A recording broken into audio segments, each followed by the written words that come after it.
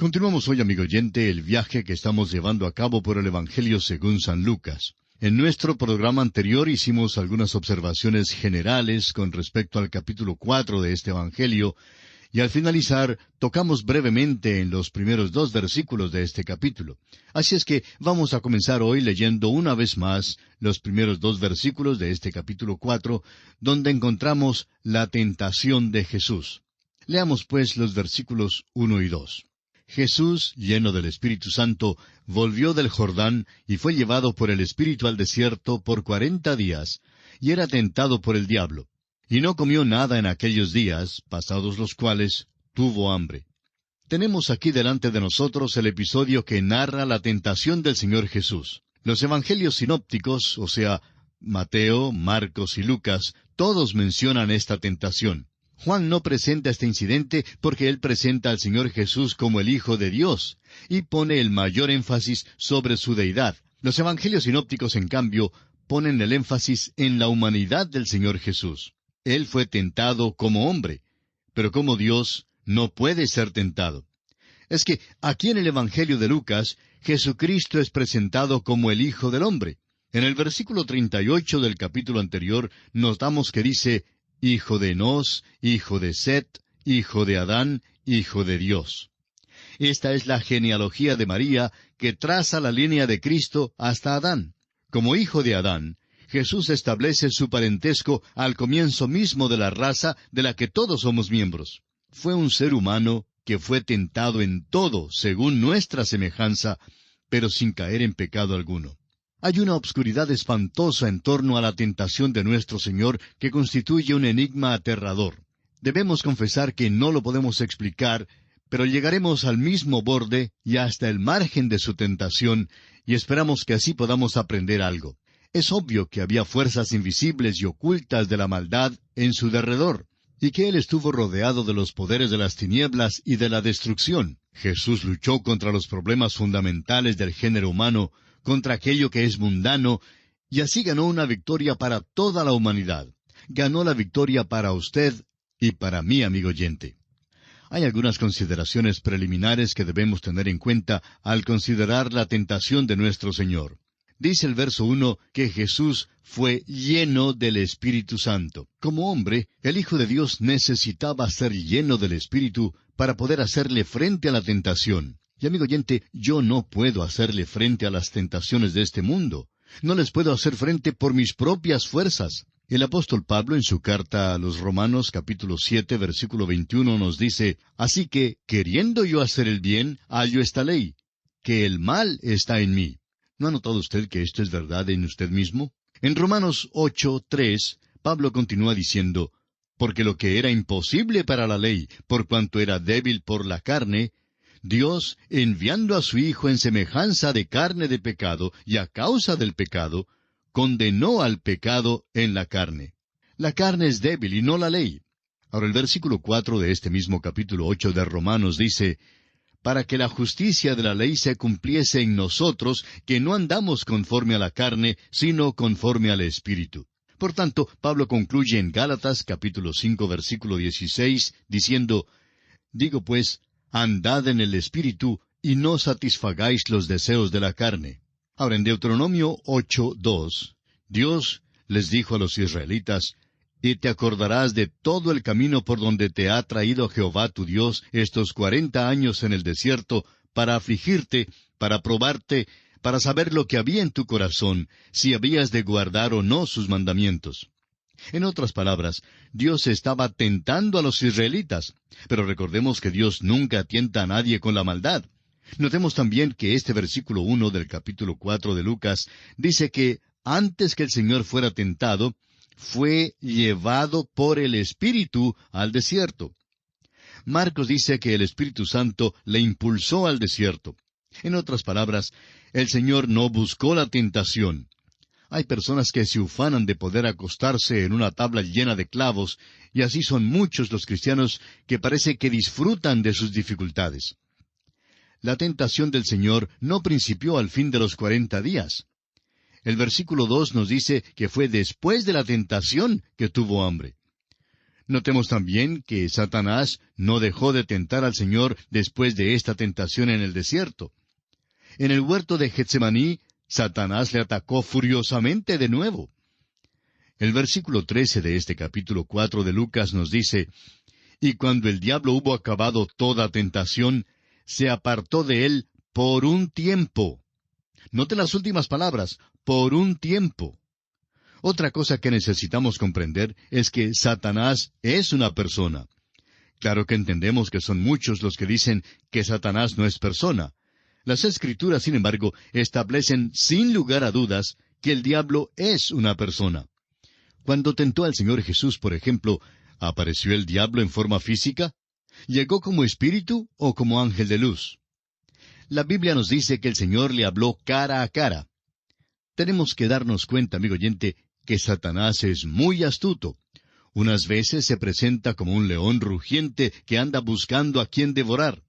Y la próxima vez viene como ángel de luz para engañar aún a los escogidos, si le fuera posible.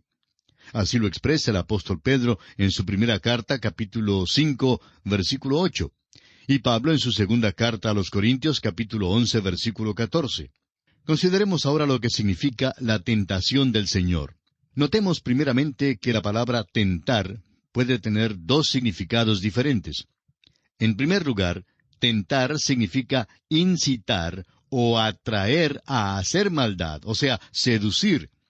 Si una persona puede ser seducida a hacer maldad, quiere decir que ya hay algo en aquel individuo que le causa ceder al mal. No sería una tentación a menos que hubiese algo dentro de la persona que fuese capaz de caer. Y eso ciertamente no fue el caso en cuanto al Señor Jesucristo.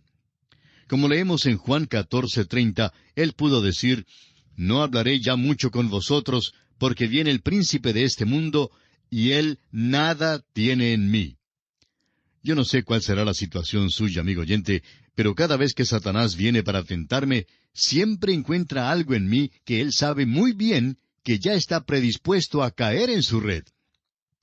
Nuestro Señor, en cambio, era santo, inocente, sin mancha y apartado de los pecadores, como dice Hebreos 7:26. Bueno, notemos ahora una segunda acepción de esta palabra tentar. En la traducción conocida como la Biblia de Jerusalén, leemos en Génesis 22:1 que Dios tentó a Abraham, o sea que Dios probó a Abraham. Dios también probó a Israel por 40 años en el desierto. Volviendo ahora al caso de Jesucristo, surge aquí una pregunta. ¿Pudo haber caído el Señor Jesucristo? Escuche la respuesta. La respuesta es un enfático no. Cristo nunca pudo haber caído. Entonces, quizá usted se esté preguntando si esta era una tentación legítima. Amigo oyente, esta era una prueba. Todas las cosas nuevas se prueban. Por ejemplo, los neumáticos y los automóviles se prueban antes de ser vendidos al público. Siempre en la televisión los fabricantes nos enseñan el nuevo modelo de un automóvil y lo manejan como si fuera por el mismo purgatorio para demostrar la cantidad de castigo que aquel carro puede resistir. Todo es probado, y si algo se descompone en estas pruebas, sería bastante desconcertante para los fabricantes. El Señor Jesucristo, amigo oyente, no pudo haber caído. Entonces, ¿era esta una tentación legítima? Sí, lo fue. Y permítame ilustrar este hecho con una historia sencilla. El autor de estos estudios bíblicos, el Dr. J. Vernon McGee, contaba lo siguiente. Decía él, cuando yo era muchacho en Texas, vivíamos cerca del río Brazos. En el verano no corría suficiente agua, y por eso el río se secaba. En el invierno, sin embargo, había un caudal capaz de mantener a flote a un acorazado en el mismo río. Un año sufrimos una inundación y se llevó el puente del ferrocarril que cruzaba el río. Los obreros de la compañía del ferrocarril vinieron inmediatamente para construir un nuevo puente. Cuando se terminó su construcción, pusieron 2 locomotoras en el puente y comenzaron a hacer sonar los silbatos.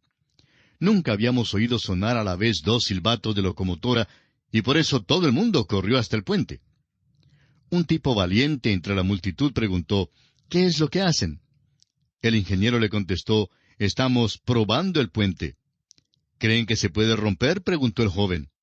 Claro que no se romperá, dijo el ingeniero con una expresión de desprecio. Entonces, si es que saben que no se romperá, ¿por qué pusieron esas dos locomotoras sobre el puente?, preguntó el joven. Simplemente, dijo el ingeniero, para probar que el puente no se romperá. Hasta aquí el comentario del Dr. Magee. El propósito de la tentación del Señor, amigo oyente, fue para mostrarnos que tenemos un Salvador que es santo, inocente, sin mancha, apartado de todo pecado, y poderoso para salvar perpetuamente a los que por medio de él se acercan a Dios, como consta en la carta a los Hebreos, capítulo 7, versículos 25 y 26. El Señor fue tentado en una manera que es imposible que nosotros seamos tentados. Cuando nosotros somos tentados, siempre hay algún punto donde estamos dispuestos a ceder. Cuando llegamos a ese punto, cedemos y entonces la presión se nos quita. Pero esta presión fue perenne sobre el Señor. Al analizar este pasaje, notamos que su tentación fue triple y que actuó en tres esferas de su vida: en la esfera física, en la esfera psicológica y en la esfera espiritual. El Señor fue tentado primero en la esfera física, como leemos en el versículo 3 del capítulo 4 de Lucas. Entonces el diablo le dijo: «Si eres hijo de Dios, di a esta piedra que se convierta en pan». El diablo no le pidió al Señor que cometiera algún crimen. El pan es el sostén de la vida y una verdadera necesidad. Más adelante veremos que el Señor le dio de comer a una multitud de 5,000 personas, y después a 4,000 personas en otra ocasión. Eva miró el árbol plantado en medio del huerto de Edén, y vio que su fruto era bueno para comer, y comió de él. Ahora, ¿qué fue lo que hizo ella que era malo? Un hombre necesita vivir, como usted bien sabe, y para poder vivir tiene que comer. Esa es la filosofía de muchos hoy en día. El clamor de la multitud y la melodía que cantan es: ¿qué comeremos y qué beberemos y con qué nos vestiremos? Para muchas personas, eso es todo lo que tiene significado en la vida. Los hombres están dispuestos a entregar su honestidad, a robar, jugar, vender drogas y licor y recurrir a casi cualquier estratagema para poder obtener algo para sus cuerpos. Las mujeres están dispuestas hasta a vender su virtud para obtener algún oropel que desean. Esta es por lo menos la baja opinión de Satanás en cuanto al género humano. Recordemos que en el caso de Job, en el Antiguo Testamento, Satanás le dijo al Señor en el capítulo 2 de Job: «Piel por piel, todo lo que el hombre tiene dará por su vida». Pero esto no es verdad, porque el Señor Jesucristo no cedió. En lugar de ceder, usó la espada del Espíritu, que es la palabra de Dios, para derrotar a Satanás. Leamos ahora el versículo 4 de este capítulo 4 de Lucas. Jesús, respondiendo, le dijo: «Escrito está, no sólo de pan vivirá el hombre, sino de toda palabra de Dios». Entonces, Satanás tentó al Señor en la esfera psicológica. Leamos los versículos 5 hasta el 8. «Y le llevó al diablo a un alto monte, y le mostró en un momento todos los reinos de la tierra. Y le dijo el diablo: «A ti te daré toda esta potestad y la gloria de ellos, porque a mí me ha sido entregada, y a quien quiero la doy. Si tú postrado me adorares, todos serán tuyos». Respondiendo Jesús le dijo: «Vete de mí, Satanás, porque escrito está: Al Señor tu Dios adorarás, y a Él solo servirás». Esta tentación tenía que ver con los deseos de los ojos. Eva miró el fruto del árbol en medio del huerto de Edén y vio que era agradable a los ojos. Satanás llevó a Cristo a un alto monte y le mostró todos los reinos del mundo y se los ofreció con una sola condición. Todo lo que necesitaba hacer el Señor era adorar a Satanás. El Señor había venido para demandar el mundo como su propio reino, pero si adoraba a Satanás, tendría que entregar su independencia por los reinos del mundo. Y entonces reconocería el señorío del diablo. Cristo estaba de camino al trono, pero iba por la vía de la cruz. Y aquí Satanás le estaba diciendo: «Vamos a evitar la cruz». El apóstol Pablo nos dice en su primera carta a los Corintios, capítulo 1, versículo 18, «Porque la palabra de la cruz es locura a los que se pierden, pero a los que se salvan, esto es, a nosotros, es poder de Dios». Luego, en la misma carta, capítulo 2, versículo 2, Pablo continúa diciendo, «Pues me propuse no saber entre vosotros cosa alguna, sino a Jesucristo y a éste crucificado». Es satánico, amigo oyente, tratar de erigir un reino en la tierra sin Jesucristo. Hay solo dos soberanos, el Señor Jesús y Satanás. Y si usted no está tomando en cuenta al Señor, será porque tiene a Satanás como su soberano. En esta tentación, el Señor Jesucristo reconoció la autoridad de Dios como única autoridad suprema. Ahora, en último lugar, el Señor fue tentado en la esfera espiritual. Leamos los versículos 9 hasta el 13 de este capítulo 4 de San Lucas.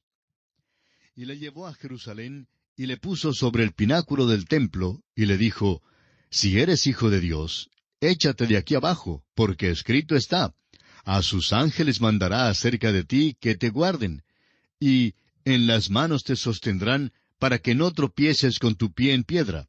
Respondiendo Jesús le dijo, «Dicho está, no tentarás al Señor tu Dios».